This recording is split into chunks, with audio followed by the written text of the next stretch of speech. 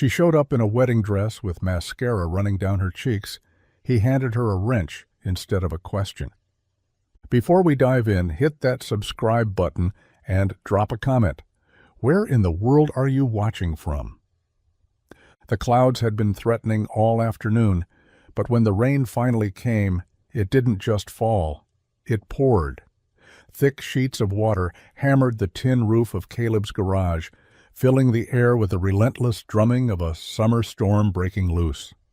Inside, the familiar scent of motor oil, wet concrete, and fresh coffee grounded him in the ordinary. He stood hunched over a rusted Chevy pickup, the kind of work that didn't ask questions, didn't judge, and didn't care if you were behind on rent or nursing old wounds. Then came the slam of car doors and hurried footsteps, heels, not boots, echoing down the gravel drive. Caleb looked up, confused. Nobody in their right mind came out this far during weather like this, not unless something was wrong. And then he saw her, soaked to the bone, lace dragging in the mud, mascara streaked across porcelain skin like war paint. A wedding dress clung to her like it didn't want to let go, and her breath came in short, sharp bursts. Her heels slipped on the gravel as she reached the shelter of the overhang, arms crossed tight across her chest, though whether from cold or shame he couldn't tell. Caleb didn't speak right away. There was a fragility to her, not the fragile kind that breaks, but the kind that explodes if pressed too hard. "Something I can help with?" he asked, voice low, even. She glanced at him, startled. Her makeup had begun to run, but her eyes were sharp beneath the chaos. "My car broke down," she said, as if that were the only truth she could offer. He gestured toward the bay without a word, stepping aside so she could pass. She hesitated, then moved with the unsteady grace of someone running on adrenaline and sheer will. Inside, the light flickered overhead. Caleb grabbed a clean towel from the back shelf and handed it to her. She took it silently, pressing it against her face, her hands trembling just enough to be noticed. "I'm Caleb," he said. She swallowed. "Evelyn." He nodded, then glanced out toward the dark sedan abandoned on the shoulder, blinkers still pulsing through the rain. She wasn't just escaping a breakdown. She was fleeing a life that had locked her into something she didn't choose. And somehow, without planning to, Caleb had just become her detour. The towel soaked through quickly, no match for the rain still dripping from the ends of her hair. Evelyn stood near the heater, arms wrapped around herself, the white of her dress now speckled with dirt and streaks of road grime. Mud clung to the hem like it was trying to drag her back. Caleb watched her from the workbench, saying nothing. Some people talk to fill silence. Others need the silence first to remember how to breathe. She didn't look up, just stared at the space heater like it owed her something. Eventually, her voice broke through the room, soft but brittle. "I couldn't do it." Caleb didn't ask what. He figured she'd tell him when she was ready. She sank into one of the shop's old metal chairs, the dress pooling awkwardly around her. The flowers were white, the napkins were monogrammed, there were doves. "Actual doves," she said, almost laughing. "And I was supposed to walk down that aisle like I wasn't dying inside." He leaned against the wall, arms crossed, giving her the kind of quiet that didn't pressure. "I kept waiting for it to feel right," she continued, "but it never did. I thought maybe I'd just be nervous, but then I saw myself in the mirror, not as a bride, just as someone pretending." Caleb nodded slightly, still silent. "And when I stepped outside to get some air, she said, I kept walking, down the steps, past the valet, through the garden. No one followed, not right away. They were probably too busy fluffing tablecloths." Her eyes finally met his. "I wasn't late. I was leaving." There it was. Not a story about cold feet or a tantrum over seating charts. It was something heavier, a decision made quietly in her own bones, not because she was afraid, but because she was done lying. Caleb exhaled through his nose, slow and steady. "Guess that car of yours knew it was time to quit, too." That surprised a smile out of her, just barely. "Maybe it did," she said, voice a little steadier. Maybe we both broke down on purpose. The storm outside had settled into a steady rhythm, tapping softly against the garage windows like it was trying to be polite now. Caleb poured 2 cups of black coffee from the old thermos he kept by the sink. It wasn't gourmet, but it was hot, and he figured that mattered more than flavor at the moment. He handed her one without a word, and she took it with both hands, her fingers cold and stiff. For a while, neither of them said much. The radio played low in the background, some classic rock song that had outlived its era, but not its truth. Evelyn stared into the steam curling from her cup like she was waiting to find herself in it. "You can use the bathroom through that door," Caleb offered quietly. "There's a dryer, too, if you want to warm up your clothes." She nodded, grateful but slow-moving, like she wasn't sure the kindness was real yet. When she returned, her cheeks had some color, and her dress was draped over a chair to dry. Caleb didn't comment on the fact that she was now wearing one of his flannel work shirts. The sleeves rolled up past her elbows. It looked comically big on her, but somehow it made her look more real. He cleared his throat. "You got a name?" She hesitated just a second too long. Then, with a small sigh, "Evelyn." He nodded. "Nice to meet you, Evelyn." She managed a faint smile. "Likewise. Caleb, was it?" "Yep." She took another sip of coffee, then let the silence stretch before breaking it again. "I was supposed to be getting married today, to Blake Whitmore. Maybe you've heard of him, real estate empire, yacht guy." Caleb raised an eyebrow. "Can't say I get invited to those kinds of weddings?" She snorted softly. "Good. You didn't miss anything." He leaned back against the counter, letting her words settle between them. Not many people would leave a multi-million-dollar wedding in a dress and heels, let alone end up in a dusty garage drinking black coffee with a stranger. But Evelyn had.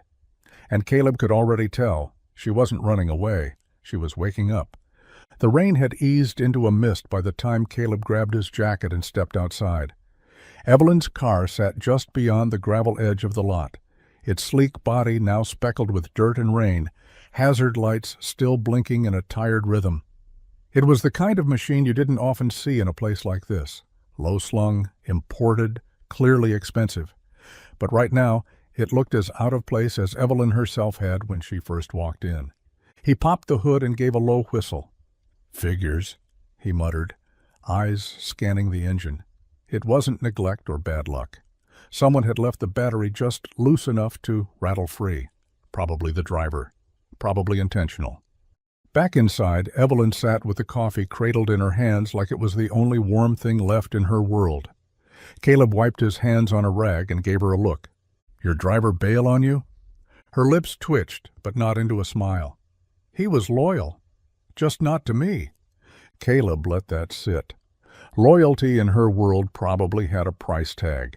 Here, it was measured in who'd show up at 2 a.m. with a flashlight and a tow chain. He motioned toward the window. "You want me to get it started?" She shook her head, firm. "No, let it sit. I don't want to go back to that life just because the car starts working again." He watched her, curious. There was something deeper than frustration in her voice. It was resolve. That car wasn't just transportation, it was a gilded leash. And now that it wouldn't start, she could breathe. "You ever think maybe it stopped for a reason?" he asked, half joking. Evelyn looked at him, not with surprise, but something closer to recognition. "Yeah," she said quietly. "I think maybe it gave me a head start." Caleb leaned against the wall again, nodding slowly. The car might have stalled, but Evelyn hadn't. She'd stepped out of it, lace trailing in the mud, and walked straight into a future she hadn't even imagined yet. The storm didn't come back that night, but the cold settled in like it planned to stay. Caleb brought out an old space heater and cleared off the cot in the back office, the one he used on long nights when an engine couldn't wait until morning. He didn't ask Evelyn what her plan was, didn't push for answers or a timeline. She needed a place to disappear, and he had one. "I've slept worse places," she said, eyeing the cot with a faint smirk. Caleb shrugged. beats the back seat of a broken car. She pulled the flannel shirt tighter around her and sat down, legs curled beneath her. He handed her a fresh blanket and reached for a small bottle of whiskey he kept tucked behind the shop manuals. Didn't offer it with ceremony, just poured 2 fingers into a couple of mismatched mugs and passed one her way. "To broken things," he said, raising his. Evelyn clinked her mug against his gently. "And the ones who fix them." The first sip burned, but in a good way. She let it settle, her eyes drifting to the tools on the wall, the spare parts lining the shelves, the calendar with its oil-stained corners. It was a life so different from hers that it almost felt fictional, and yet she found comfort in it, in the mess, in the silence. "You always this quiet?" she asked. Caleb took another sip, only when there's nothing worth interrupting. She laughed, soft and real this time. It caught her off guard. He nodded toward the corner. "There's a toolbox over there. If the cot collapses, we can rebuild it by morning." Evelyn smiled into her cup. "You're not what I expected." "Good," he said. "Neither are you." The silence that followed wasn't heavy. It felt like a breath between chapters. Somewhere in the quiet hum of the heater and the slow melting of fear into warmth, a wall she didn't know she had began to crack. And for the first time in a long time, Evelyn didn't feel like she had to run. The morning light broke through the garage windows in soft strips, casting pale gold across the concrete floor. Evelyn sat on the edge of the cot, sipping the last of the coffee Caleb had made. Black and far too strong, but it did the job. Her dress still hung over the back of a folding chair, dry now but wrinkled, and speckled with reminders of yesterday. She didn't care, not anymore. Caleb was already at work beneath the hood of a battered Ford that had seen better decades. His sleeves were rolled up, his hands stained with grease, and he looked more at home than anyone Evelyn had ever known. He didn't look at her like she was a problem to solve, or worse, a project to fix. She wandered closer, the floor cool beneath her bare feet. Her designer boots sat abandoned near the cot, caked in dried mud. In her world, shoes like that were currency. Here, they were just heavy. "Morning," she said softly. Caleb glanced over his shoulder. "Sleep okay?" She nodded. "Better than expected. Coffee help?" "Barely, but I'll take it." He smiled faintly and went back to work. She watched him for a while, the way his hands moved with certainty. Like nothing about this job confused him, like there was no room for ego, no time for masks, just tools and truth. "You never asked," she said after a beat. "Asked what?" "Who I was, where I came from, why I ran." Caleb straightened up, wiped his hands on a rag. "Didn't seem like it was mine to ask." That stopped her. "Everyone else I've ever met either wants something or wants to fix me," she said. "You didn't even flinch when I told you I left a millionaire at the altar." He looked at her then, not impressed, not intimidated, just steady. "Maybe that's because I don't care who you were with," he said, "only care who you are now." The words hit her deeper than she expected. No pity, no awe, just acceptance. And for the first time in years, she could breathe. The scent of oil and coffee lingered in the air as morning settled in fully. Caleb leaned against the garage's open bay door, biting into a cold biscuit from the diner down the road. Evelyn sat at the workbench across from him, flipping through an old car manual she couldn't understand, mostly to keep her hands busy. It had been less than 12 hours since she walked into his life, soaked and shaking, but it already felt like the silence between them had its own kind of rhythm. Then the radio crackled to life. Caleb had left it tuned to a local station for weather updates and occasional rock ballads, but this time the morning DJ's voice cut through with something sharper, something too polished. Evelyn barely heard the words at first, but her name, rang out like a gunshot in a quiet field. Breaking news: heiress Evelyn Carrington disappears hours before walking down the aisle in what was being called the wedding of the decade. Sources say guests were stunned when the bride failed to appear, sparking a media frenzy and speculation about the sudden disappearance. Caleb's biscuit froze halfway to his mouth. Evelyn slowly turned toward the radio, her body tensing as the DJ went on about her family, her father's empire, her groom's lavish preparations, all the parts of the life she'd stepped out of in heels and a storm. They even mentioned the car. The driver found it empty. No note, no explanation, just gone. Caleb reached out and lowered the volume, not fully turning it off. She let out a shaky breath. Well, there it is. He studied her carefully. You okay? No, she said, then paused. But I'm here. Caleb didn't offer comfort he didn't know how to give. He just nodded, steady. You're safe. Evelyn looked at the small radio, the cracked speaker, the static creeping in under the news. Then she looked back at Caleb, the man who didn't ask, didn't flinch, didn't care about headlines. I really screwed things up, didn't I? He shook his head once. You walked out. That's not screwing up. That's starting over. The radio was silent now, its volume turned down low, but the echo of Evelyn's name still lingered in the corners of the garage like smoke that wouldn't clear. She hadn't said much since the headline broke, just sat quietly, letting the truth of her escape settle into something real. Caleb didn't push. He just kept working, letting the steady rhythm of socket wrenches and grease-stained rags fill the space. Eventually, she stood up, wiping her palms on the thighs of Caleb's borrowed flannel like she needed to do something, anything, with her hands. I need to pay you, she said, voice soft but certain. Caleb didn't look up. For what? For letting me stay, for not asking questions, for all of this. He tightened a bolt, then glanced her way. I don't take money for being decent. Evelyn crossed her arms, frustration flickering behind her eyes. It's not about charity, it's about fairness. You gave me shelter, privacy. You didn't sell me out. You should be compensated. Caleb finally looked at her, eyes calm. You want to square things with me? She nodded slowly. Then grab a rag. I've got an oil change waiting, and Jimmy's Civic is leaking like it's been shot. She blinked. You're offering me a job? Best way to pay your debt is earn your keep. I've got more work than hands around here, and you don't strike me as someone who wants to sit still. Evelyn stared at him, stunned. No one had ever offered her something without an agenda, not without knowing who her father was or what connections she could offer. But Caleb didn't care about her last name. He didn't need her resume or her resume-worthy life. He just needed someone willing to work. She stepped closer. You're serious? He handed her a rag.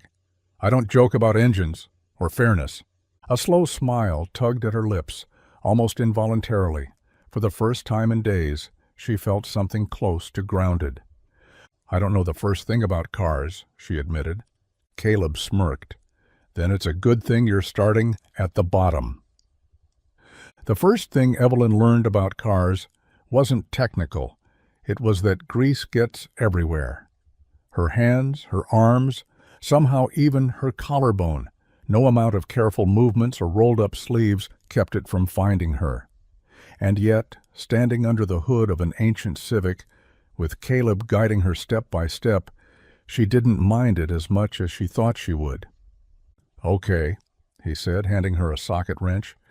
This one's a 3/8. Loosen that bolt right there, counterclockwise. She took the tool and squinted at the bolt, fingers unsure. Are we absolutely certain this thing isn't going to explode? Caleb smirked. Not unless you hit the radio and the airbag at the same time while humming the national anthem. She rolled her eyes, but the joke loosened her nerves. Her hands trembled slightly as she turned the wrench, feeling the give as the bolt finally loosened. Something about that tiny click echoed louder than she expected. That's it, he said. Now you're dangerous.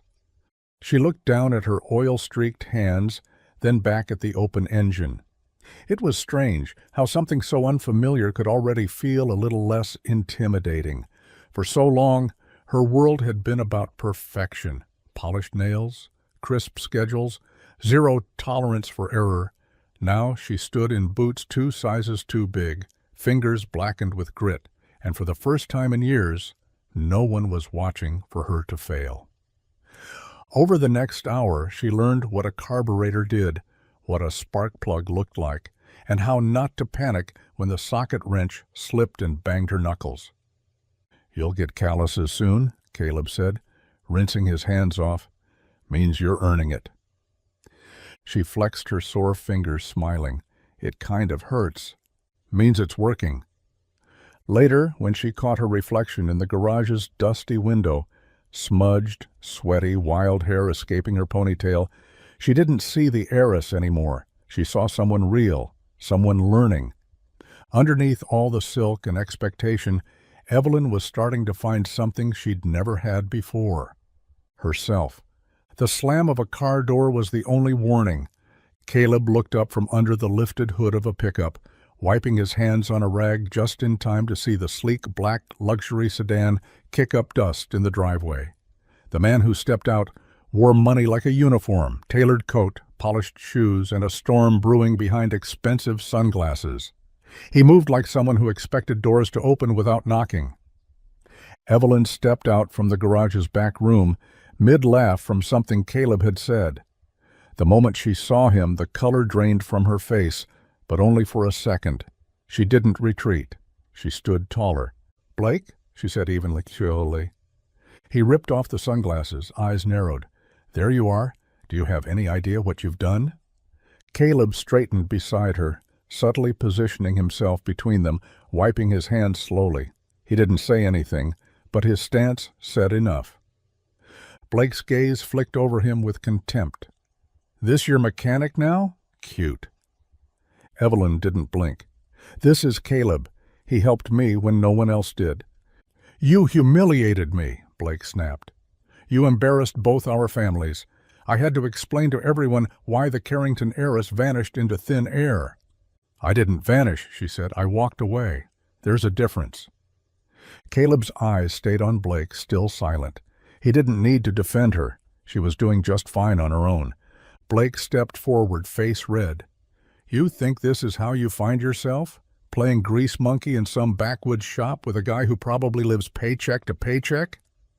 Caleb's jaw twitched, but he didn't move. Evelyn did. She stepped in front of Caleb this time. "You're not mad because I left," she said. "You're mad because I didn't ask permission." For a moment the air froze. Blake stood there, seething, but something in her voice had shifted. She wasn't running anymore. She wasn't unsure. She was done. Blake scoffed, turned, and stormed back to his car, tires spinning as he peeled away. Caleb looked at her quietly. "You okay?" Evelyn exhaled. "I think I finally am." By the end of the week, the garage stayed busy, but not just with engines. Customers came with slow leaks and suspicious squeaks, but their eyes lingered longer than usual, and their smiles held just a touch too much curiosity. Maple Ridge wasn't a town that needed much to talk about, and a runaway bride working in Caleb's shop, that was more than enough to fuel the fire. At the diner, the waitresses whispered over coffee pots. At the gas station, folks tilted their heads when Evelyn walked past in her oversized flannel and oil-stained jeans. They weren't cruel, not exactly, just observant. And in a town where everybody knew everybody, someone new, especially someone wrapped in mystery, became entertainment by default. Evelyn noticed, of course. She wasn't naive. She caught the glances, the half-hushed greetings, the polite smiles that quickly faded once her back was turned, but she didn't flinch, not this time. "Looks like word's out," she said one afternoon, leaning on the counter beside Caleb as he organized receipts. He glanced up without much reaction. "This town gossips when someone paints their porch a new color. You think they weren't going to talk about you?" She chuckled. "Do they think I'm crazy?" "Some do. Some think it's romantic. Others just want to know if you're staying." She looked out the garage door at the road beyond, her voice soft. "I don't even know that yet." Caleb nodded. You've got time to decide. But if they're going to talk, might as well give 'em something worth saying." She looked at him, amused. "Like what?"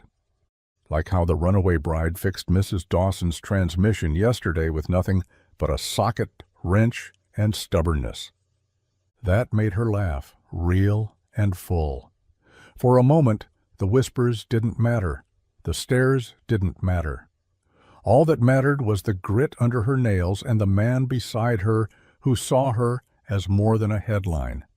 In a town where rumors moved faster than wind, Evelyn was becoming something rarer, part of the story, not just the subject of it.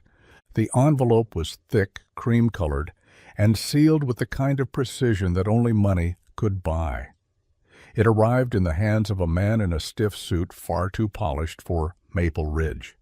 He stepped into the garage like he'd stepped onto the wrong movie set, eyeing the grease-stained floor and humming machinery with mild discomfort. "Evelyn Carrington?" he asked, his voice clipped and formal. She turned from the tool rack, wiping her hands on a rag, face unreadable. "That's me." The man extended the envelope like it might bite him. "From your father. I was instructed to deliver it personally." Caleb watched from across the garage, setting down his wrench, but not stepping in. He didn't have to. Evelyn straightened, took the envelope, and thanked the man without emotion. The lawyer nodded stiffly and left as quickly as he came, his expensive shoes clicking against the concrete. She didn't open it right away, just stared at it, her thumb brushing the embossed initials on the flap. Finally, she sat on the workbench and slid a finger under the seal. The letter inside was short. No greeting, no warmth. Just a cold command on thick stationery. "Come home immediately. This rebellion ends now. Otherwise, the trust is revoked. The Carrington name will not be dragged through the mud. You have 48 hours. No signature. No love, Dad. Just the threat of exile and the price tag attached." She read it twice, then folded it carefully and placed it on the bench beside her like it was something sharp. Caleb walked over, his voice quiet. "Bad news?" She looked up at him, eyes steady. "He's offering me a choice." Caleb leaned on the bench beside her. "What's the catch?" "If I don't come back, I lose everything I've ever been promised." "And if you do?" "I lose who I'm becoming." They sat there for a moment, surrounded by the familiar buzz of work and weather and old machines. The kind of place where no one cared about legacies. Evelyn picked up the letter, then tossed it in the nearby trash can. "That's not my life anymore." The days stretched longer as summer took hold, the kind of warmth that made sweat bead on your neck before noon and turned the garage into a humming, sun-soaked rhythm of motion. Engines groaned, tools clinked, fans hummed from corners, and in the middle of it all, Evelyn moved with growing confidence, sleeves rolled, hair tied back, grease under her nails, and a focus in her eyes that hadn't been there before. She didn't just stay, she settled. Not with a suitcase or a declaration, but with the way she started showing up before Caleb did. Coffee in hand, sleeves already pushed up. She asked questions, real ones, not out of politeness, but hunger. She learned the difference between a busted alternator and a faulty fuel pump. She got the hang of reading customers, not their wallets, but their stories. And when no one was looking, she'd hum to herself while organizing bolts by size or wiping down a workbench. It was the kind of thing she never did in her old life. There, her voice had to be careful. Here, it could be anything. Caleb noticed, not just in the way she worked, but in the way she spoke. One afternoon, a customer questioned her diagnosis, tried to talk past her like she was just a pretty face playing dress-up. Evelyn didn't flinch. She stepped forward, voice clear, steady. "You've got a vacuum leak. I can prove it. But if you'd rather wait an extra hour to hear it from a man, that's your choice." The man blinked, muttered something, and stepped back. Caleb watched from across the shop, a slow grin tugging at his mouth. Later, as the day wound down and the light turned golden through the garage windows, Evelyn stood with her hands on her hips, covered in sweat and grease, and something else. Pride. She didn't need a mansion or a press release. She had found something louder than headlines and more permanent than diamonds. Her voice. And in Caleb's garage, among tools and silence and the scent of oil and effort, she was finally using it. The fair rolled into Maple Ridge like clockwork. Rusty rides, sizzling food stands, and the scent of popcorn mixing with fresh-cut hay. It wasn't anything grand, but to the folks in town, it was tradition. Caleb hadn't gone in years. Too busy, too tired, too uninterested. But when Evelyn mentioned she'd never been to a real fair, he didn't even think twice. "You'll want boots," he said, as they pulled into the grass lot, "unless you feel like wrestling mud." Evelyn looked down at her borrowed sneakers, already dusted with grease from the garage. "I think I've already let go of heels for a while."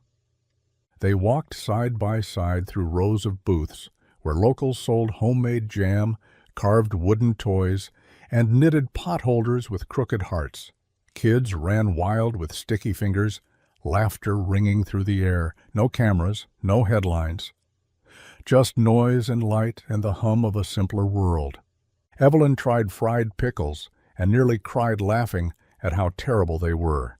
She won a tiny stuffed bear at the ring toss, even though Caleb swore the game was rigged. And when a local band struck up on the main stage, fiddles and banjos and voices rough from too many nights under stars, Caleb reached out his hand. "Dance with me," he said. She hesitated just a second, but the string lights overhead cast a glow that made the whole world feel softer. So she took it. They danced on the grass, not gracefully, not perfectly, but with the kind of ease that made everything else fall away. Evelyn laughed, really laughed, and it wasn't polite or delicate. It was the kind of laugh that came from somewhere deep, like a pressure valve had finally been released. Caleb spun her once, then pulled her close as the music slowed. "You look happy," he murmured. She leaned her head on his shoulder. "I think I forgot what that felt like." He didn't answer. He didn't have to, because under the canopy of lights and old fiddle strings, Evelyn wasn't the runaway bride anymore. She was just a girl at a county fair, dancing with the man who made her feel like home. The engine sat on the lift like a challenge, silent and waiting. Caleb stood nearby, arms crossed, watching as Evelyn tightened the final bolt with a determined squint. Her hands were trembling, not from fear, but from focus. Sweat clung to her temple. A black smear of grease ran along her jaw, where she'd unknowingly wiped her face. She didn't care. They'd spent the last few days going over every part, hoses, plugs, belts. Caleb had guided her step by step, but today he stood back, offering only silence. It was her job now, her test. Evelyn double-checked the last connection, wiped her hands on a rag and nodded. "Okay," she said, exhaling. "Moment of truth." Caleb gave her a slight grin. "Fire it up." She slid into the driver's seat and turned the key. For a second, nothing. Then the engine rumbled to life, smooth and steady. Not a cough, not a sputter, just power.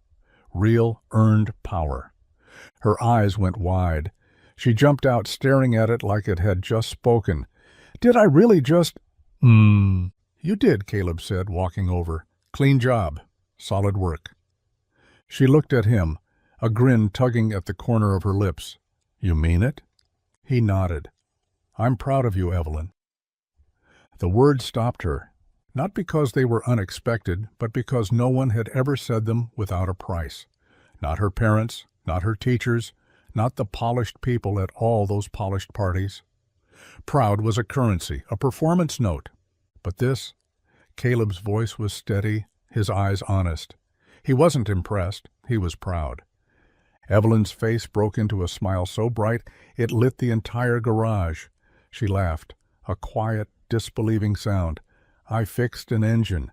"You did more than that," Caleb said. She nodded slowly, still staring at the car. Her hands were raw, her jeans were ruined, and her heart felt steadier than it had in years. Because for once, she hadn't been handed something. She'd earned it. The sky was bruising with twilight when Evelyn found Caleb on the back steps of the garage, nursing a chipped mug of coffee that had probably gone cold hours ago. The air was quiet, heavy with the kind of stillness that only small towns knew after sundown. She sat beside him, arms wrapped around her knees, not saying anything at first. They watched the sky fade together, the silence stretched and easy, until it wasn't. "Can I ask you something?" she said softly. Caleb didn't look at her. "Sure. Why don't you date anyone?"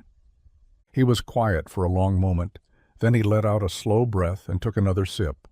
"I did," he said. "Once." Evelyn turned slightly toward him, but didn't speak. "Her name was Natalie. We were supposed to get married.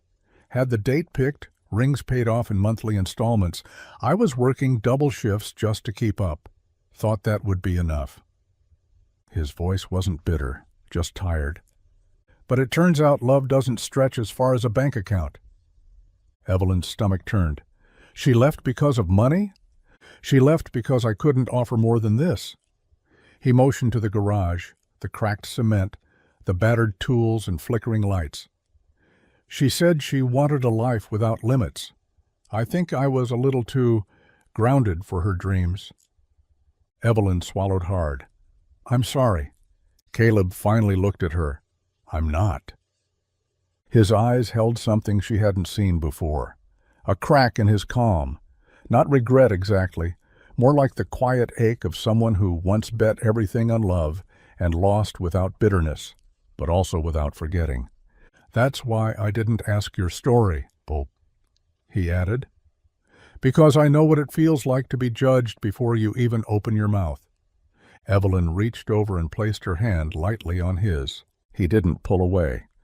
In that moment something shifted, not because of romance or timing, but because two broken pieces recognized each other not as damage, but as understanding. The letter came on a Thursday, folded neatly into a pale blue envelope, and tucked beneath the front door of the garage like it had arrived quietly, trying not to startle anyone. Evelyn spotted it on her way back from the parts shop, her name handwritten across the front in delicate cursive she hadn't seen in years. She stood at the threshold, holding it for a moment before slipping it into her back pocket. Caleb noticed, but didn't ask. He had a way of letting questions breathe. It wasn't until late evening, after the last customer had left and the tools had been put away, that she opened it. Sitting on the cot in the back office, the same one she'd first collapsed onto in her wedding dress weeks ago, the note inside was short. No lecture, no scolding. "Evelyn, I miss you. No pressure, no expectations. Just lunch, if you're ready.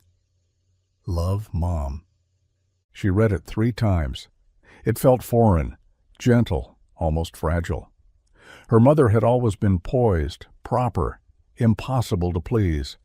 But this was the closest she'd ever come to an open door.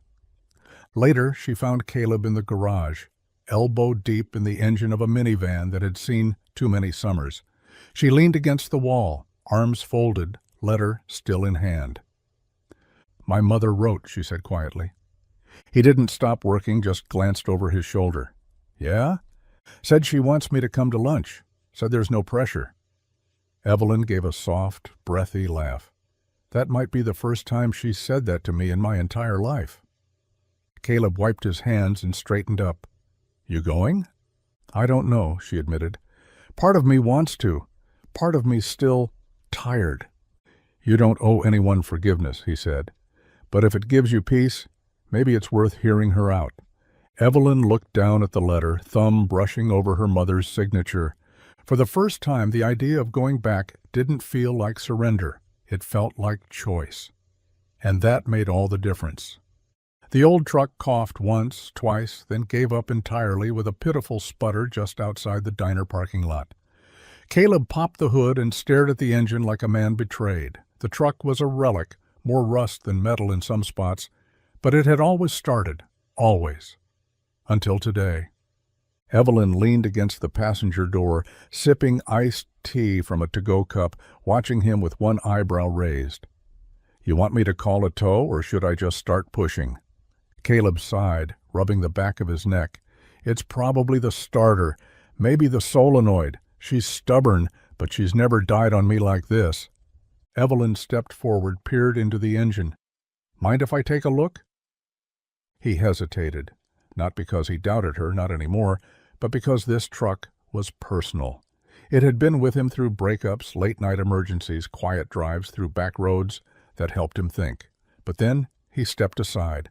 Be my guest. Evelyn rolled up her sleeves, grabbed the wrench from the toolbox in the truck bed, and got to work. She moved with confidence now, still careful, but sure. She checked the battery, jiggled the connection, crawled under the frame to look at the starter, her voice echoing up as she called for Caleb to try the ignition. Nothing. She emerged, smudged and grinning. Okay, it's not the starter. It's your wiring. You've got corrosion on the connection. I can fix it. 15 minutes. Caleb blinked. You sure? She gave him a look. Do you want your truck running or not? True to her word, 15 minutes later, the engine turned over with a roar and a little puff of smoke. Caleb stood there, arms crossed, watching her with something deeper than pride. Maybe admiration, maybe awe. First time I've ever let someone else fix her, he said. Evelyn leaned against the hood, wiping her hands. First time I've fixed something that mattered. He looked at her, eyes warm. You've been doing that since the day you walked in. The engine idled behind them, steady, strong, just like her. The reporter showed up on a Tuesday, stepping into the garage in polished shoes and a blazer far too clean for Maple Ridge. He was polite, professional, and didn't waste time. I'm looking for Evelyn Carrington, he said. I believe she works here now? Evelyn stood by the workbench, holding a socket wrench in one hand and a drip pan in the other. Her hair was tied back, a streak of oil across her cheek. She didn't flinch. I'm Evelyn, she said calmly. The man blinked, caught off guard by how different she looked from the woman on the gossip sites. I'd love to sit down with you, talk about why you left, what you've found. The world wants to hear your side. She set down the tools, wiping her hands. I'll do it, but on one condition. He leaned in, curious. You tell the real story, she said, not about dresses or drama, about what happens when someone chooses peace over pressure, and you include him. She motioned to Caleb, who was pretending not to eavesdrop from under a lifted SUV. The reporter raised an eyebrow. Your boyfriend? My anchor, she replied. He didn't rescue me. He didn't try to fix me. He just let me be, and that's what saved me. They sat on the back porch of the garage that evening, Evelyn speaking with clarity she hadn't had months ago. She talked about leaving the wedding, about finding value in scraped knuckles instead of designer gowns, and about learning what it meant to choose her life rather than perform one. But she spoke most about Caleb, how he never once asked who she used to be, how his quiet, steady presence reminded her she didn't need to earn worth, she already had it. The article ran 3 days later. The headline read, The Heiress Who Left It All, and the Mechanic Who Showed Her Why. The internet buzzed. Social media lit up. But in Maple Ridge, not much changed. The engine noise kept humming, and Evelyn kept showing up at the garage, sleeves rolled, smile real. Because this time, she told the story. The Carrington estate hadn't changed. The hedges were still trimmed with surgical precision, the fountain still burbled with too much effort, and the front doors still opened like they expected applause. Evelyn stood on the marble steps, her boots coated in a layer of Maple Ridge dust, hair pulled into a loose braid, a faded denim jacket hugging her shoulders. This time she hadn't come with luggage, just confidence. Her mother answered the door herself, something unheard of. She blinked in surprise, then quickly smoothed her expression. Evelyn? Hi, Mom. They hugged briefly, awkwardly, a gesture more out of memory than warmth. Lunch was served in the garden, linen tablecloth, crystal glasses, a salad too delicate to fill anyone. Her father arrived late, crisp as ever, his tie like armor. He barely looked at her plate, eyes scanning her face instead. "You've been working in a garage?" he asked, the word garage sounding like a slur. Evelyn smiled faintly. "Yes, fixing engines, learning things I was never taught to value." Her mother sipped tea. "So the articles were true." "They were mine," Evelyn said. "I told the story myself. No one twisted anything." Her father frowned. "And what is your plan?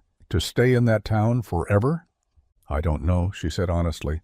"But for the first time, it's my decision, not yours, not anyone else's."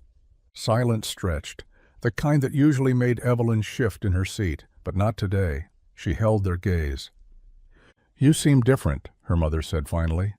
"I am different," she replied. "I found out who I am when no one was watching." They didn't know what to say to that. Their daughter, always polished, always posed, now unapologetically real. When the meal ended, Evelyn stood, kissed her mother's cheek, shook her father's hand. No yelling, no scenes, just quiet clarity. As she walked away from the mansion, heels replaced with worn boots, she didn't look back. For once, her parents were the ones watching her leave, unsure, uneasy, and maybe, just maybe, a little proud. Maple Ridge had never been a town that welcomed change easily. It thrived on routine, on knowing who people were and where they belonged. So when Evelyn Carrington, runaway bride, heiress, magazine headline, started working full-time at Caleb's garage, opinions flared like sparks on a welding line. At the diner, some called her brave, said she'd traded diamonds for dignity, said maybe she was exactly what the town needed, proof that people could choose different. But others weren't so generous. "She's just slumming it," one man muttered over his coffee. "Playing mechanic until the novelty wears off." "I give it 2 weeks before she's back in some penthouse," another added. Caleb heard the whispers, so did Evelyn. They followed her in the grocery store, in church pews, even at the gas station when she filled the truck's tank and wiped down the windshield like she'd done it her whole life. But she never snapped back, never corrected them. She just kept showing up, sleeves rolled, hands stained, heart steady. Caleb didn't say much about the noise, but his silence was a shield. He stood beside her in the shop, never wavering. When people stared too long or muttered loud enough to be heard, he'd meet their eyes, not angry, just unshaken, as if to say, "She belongs here, same as anyone else." One evening, as they closed up the shop, Evelyn paused at the door. "Do you think they'll ever believe I'm not pretending?" she asked. Caleb looked at her for a long moment. "Does it matter if they don't?" She considered that, then shook her head. "No, I guess it doesn't." He reached for the lights, flipping the switch. "Then don't waste time proving. Just keep doing." The garage fell into darkness behind them as they stepped outside, the sky fading into shades of deep blue. The town might be split, but Evelyn wasn't. She wasn't here to win approval. She was here to build something real, and that was enough. The idea started like most good things do, quietly, over late-night coffee and the low hum of a cooling engine.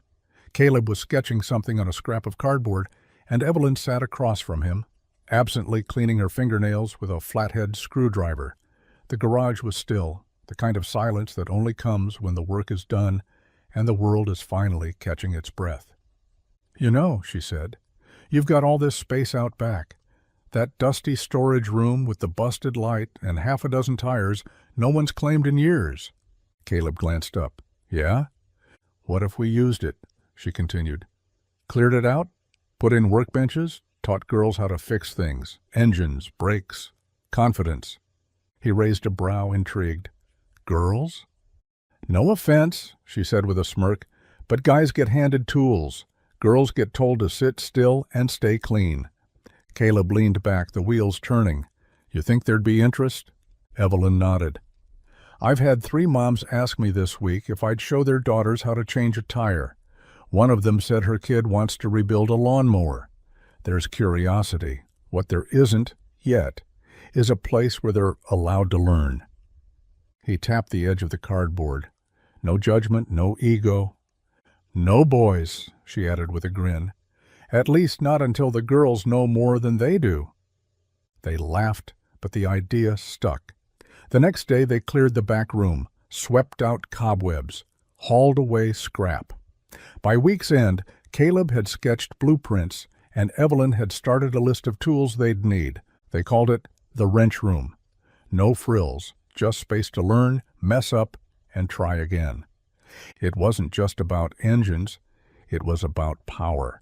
The kind that comes when your hands know what to do and your voice doesn't hesitate. It was a risk, sure, but they'd both taken bigger ones for less. And this time they were building something that didn't need permission to matter. The envelope came by courier, thick and official-looking, with her name typed in all caps across the front. Evelyn stared at it for a long time before slicing it open with the edge of a screwdriver. Inside, the legal language was cold and deliberate. Defamation, intentional harm to public image, damages sought, $2.5 million. Blake Whitmore, it seemed, had not taken kindly to Evelyn's truth being printed in black and white for the world to read. "He's suing me," she said aloud, the words heavy but steady. Caleb looked up from the workbench, his hands still wrapped in engine grease. "For what? Telling the truth?" "He says I ruined his reputation, that I fabricated everything in the article to make him look bad." She tossed the papers onto the table, jaw tight. Apparently, choosing peace over performance counts as a personal attack now. Caleb walked over, scanning the letter without a word. After a moment he looked at her, calm and unshaken. "You gonna let him silence you?" She shook her head.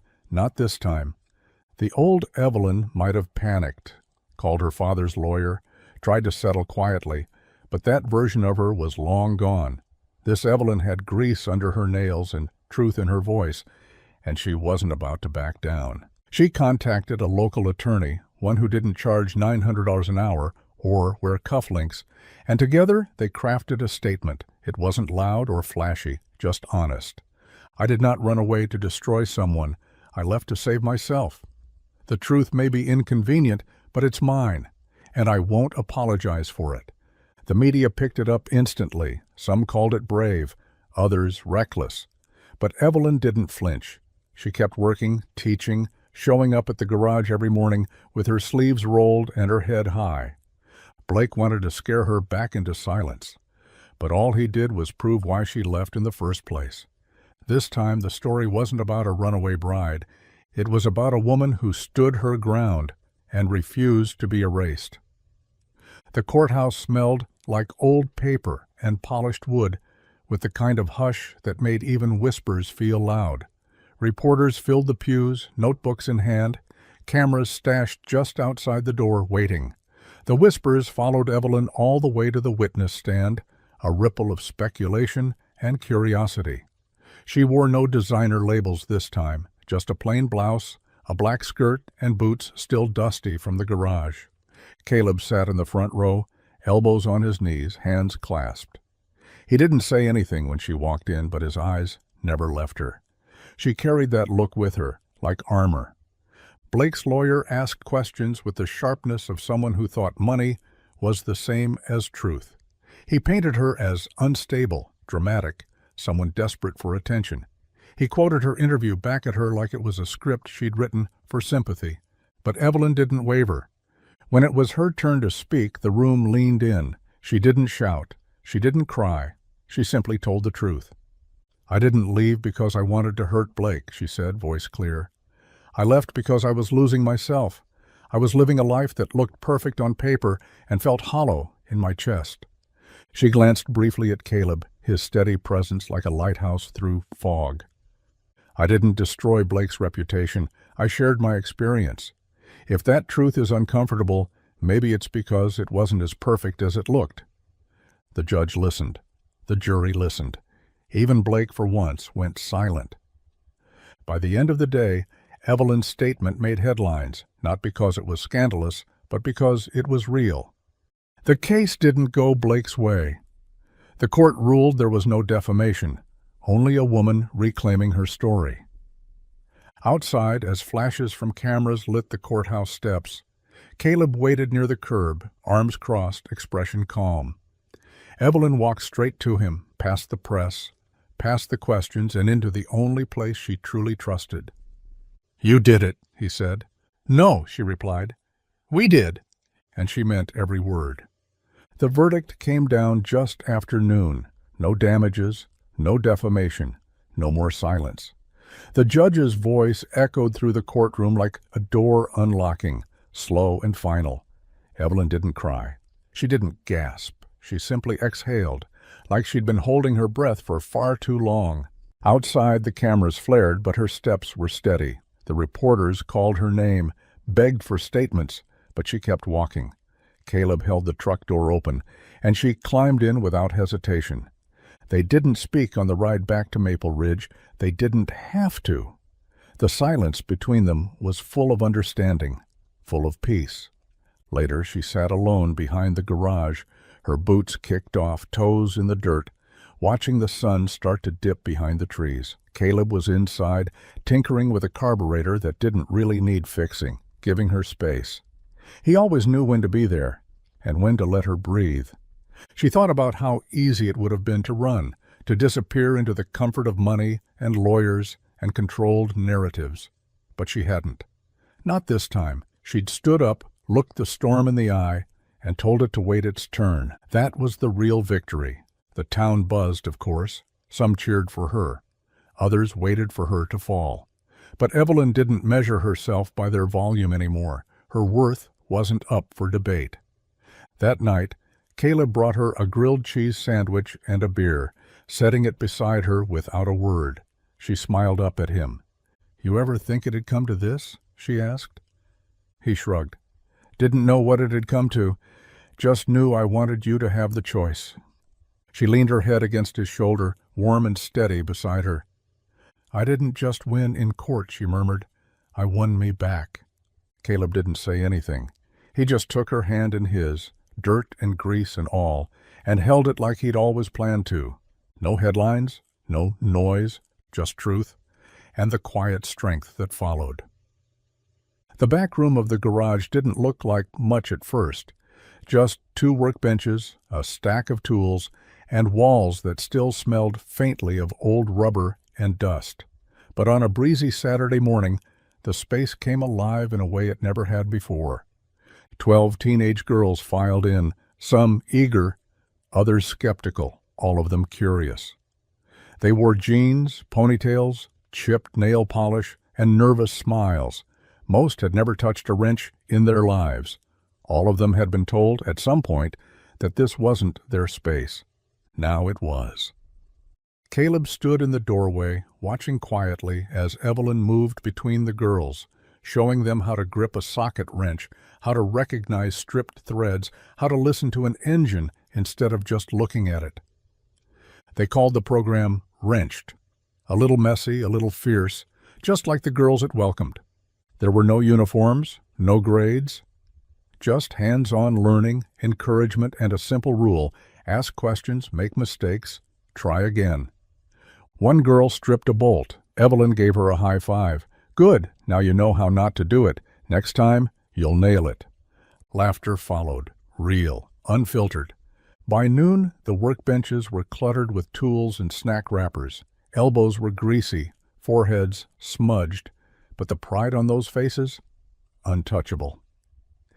At the end of the day, Evelyn leaned against the wall beside Caleb, watching the last of the girls walk out, shoulders straighter than when they arrived.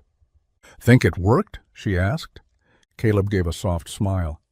"They didn't want to leave. That's a good sign." She nodded, wiping her hands. "I never thought this would be my life." "You mean covered in engine oil with teenagers fighting over torque specs?" She laughed, bumping her shoulder into his. "Exactly." But beneath the humor was something deeper. She wasn't pretending anymore. She wasn't escaping. She was building.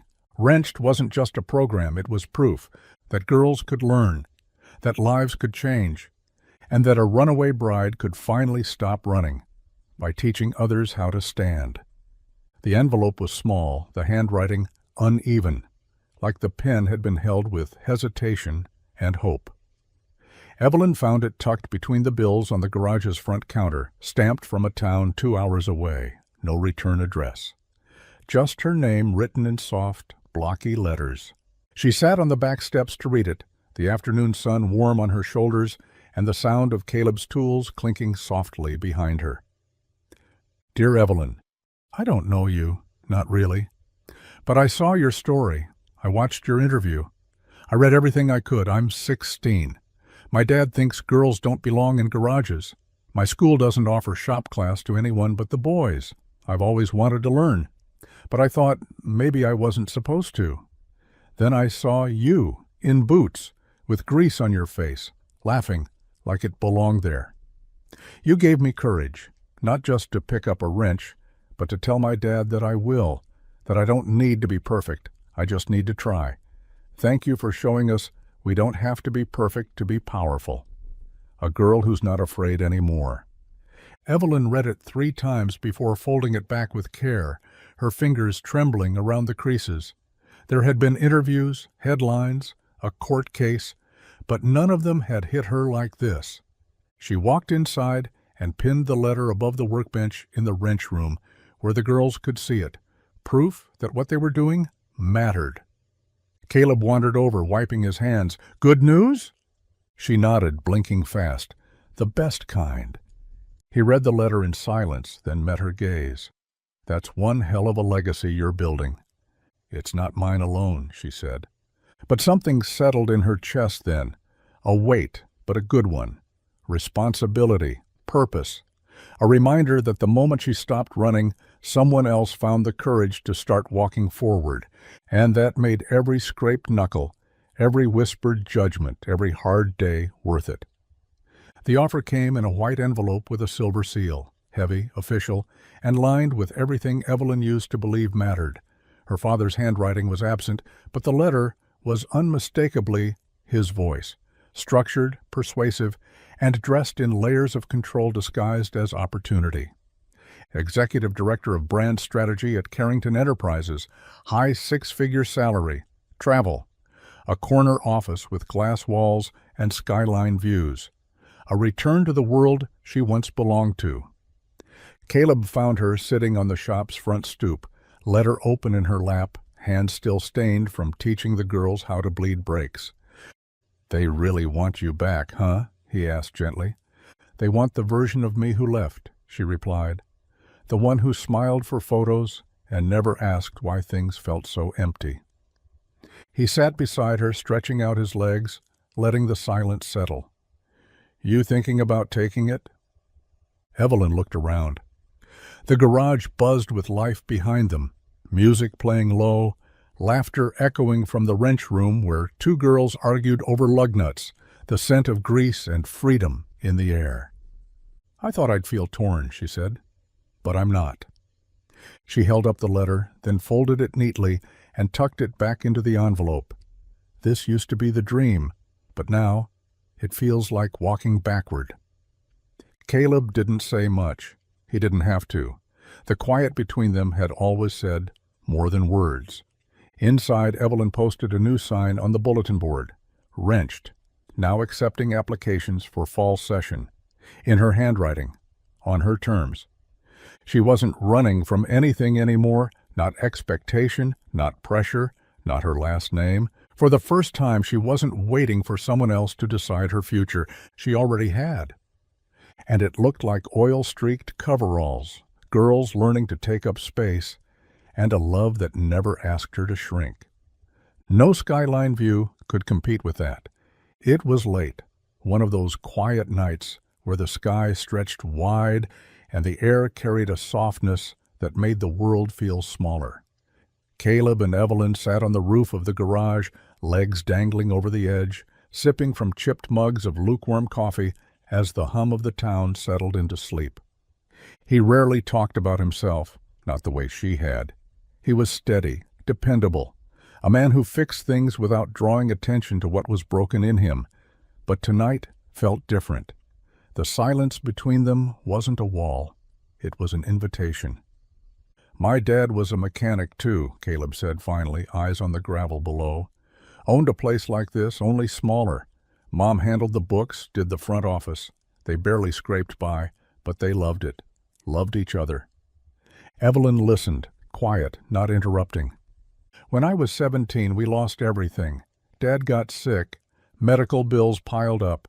We sold the shop, then the house. Mom passed 6 months after him. I think she died of trying to stay strong too long. Evelyn's chest tightened.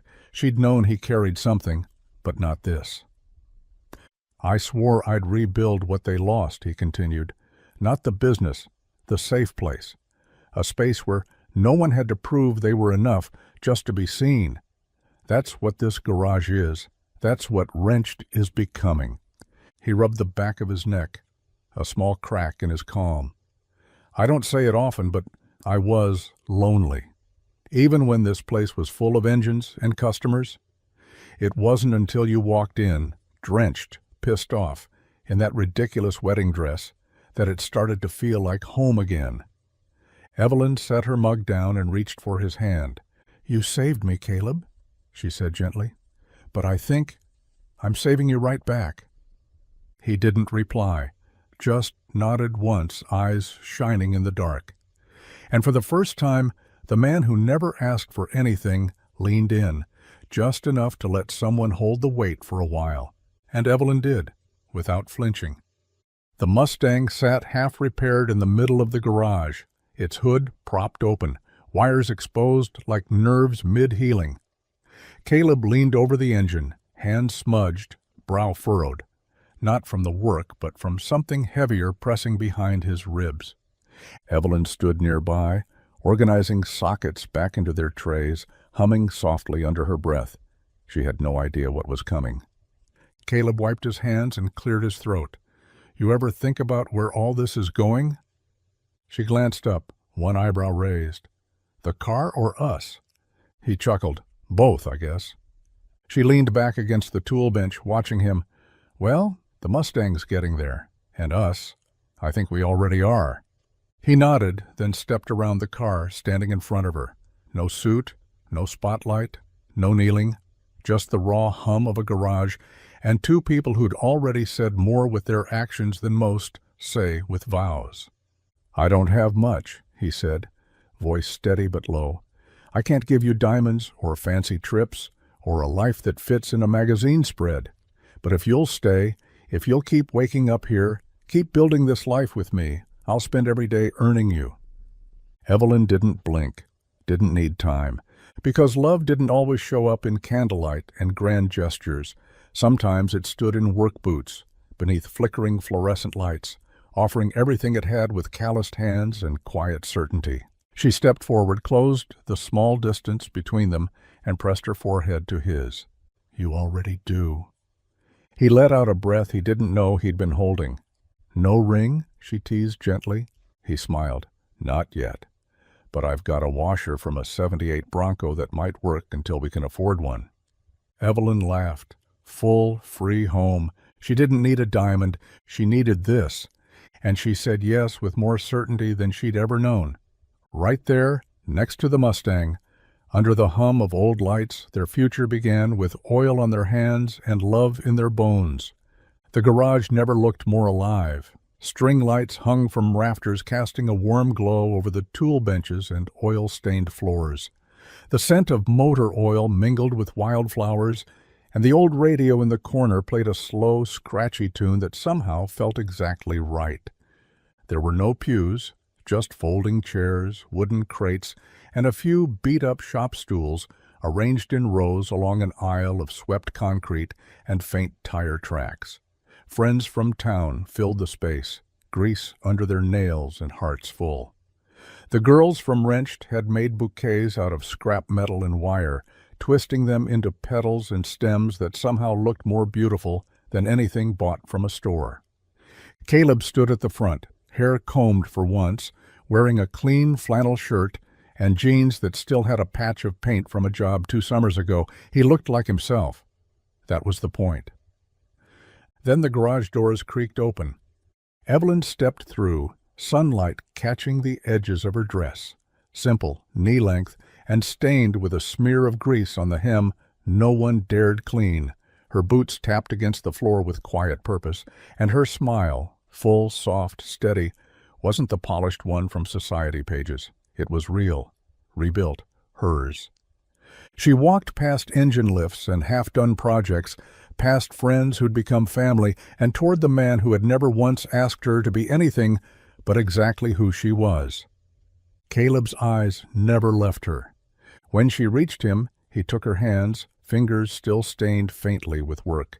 No rings in sight, just two washers, polished and tied with thin twine, slipped onto fingers with laughter and tears in equal measure. The vows were simple. No grand speeches, just promises made from people who'd already lived through enough to know what mattered. And when they kissed, the room cheered, not because it was perfect, but because it was true. A runaway bride, a mechanic with calloused hands, a garage-turned-chapel, and an aisle made of tire tracks that led not to a fantasy, but to a life they'd built together. One bolt, one breath, one brave day at a time. The old garage still stood, a little rustier at the edges, a little quieter now that the wrench room ran itself. The sign above the bay door had faded under years of sun, but the name was still visible beneath the flaking paint. Wrenched. The heart of Maple Ridge hadn't changed much. Neither had Evelyn, except now her boots were smaller, her hair streaked with silver, and she had a little girl sitting cross-legged on the back steps, eyes wide with curiosity. "Tell me again," the girl said, brushing a curl from her cheek. "The story about how you and Dad met." Evelyn smiled, setting down the mug in her hand and stretching her legs. "You really want to hear it again?" The girl nodded with a grin. "I like the part where you walk into the garage in your wedding dress." Evelyn chuckled. "I didn't walk, I stumbled. The rain had ruined my hair, my makeup was a mess, and I'd lost a heel somewhere on the road. I looked more like a disaster than a bride." "But he helped you anyway." "No," Evelyn said, her voice softening. "He didn't help me. He handed me a wrench. He gave me the space to figure out how to help myself." The girl tilted her head. "Why'd you run away?" Evelyn looked out across the gravel lot where the sun was starting to dip behind the trees. "Because I realized I was living a life that wasn't mine. I was about to marry someone who didn't see me, not really, and in the middle of that chaos, my car broke down in front of the only man who didn't ask for anything but the truth." The girl was quiet for a moment, and then you stayed. "I stayed," Evelyn said, "because sometimes life doesn't start when you have everything figured out. Sometimes it starts when you break down, when you stop running, when you turn around." Their daughter leaned against her, small hand wrapped around Evelyn's wrist. "So, you found yourself in reverse?" Evelyn nodded, pressing a kiss to her forehead. "I drove away to get free, but I found my life and your dad the moment I stopped.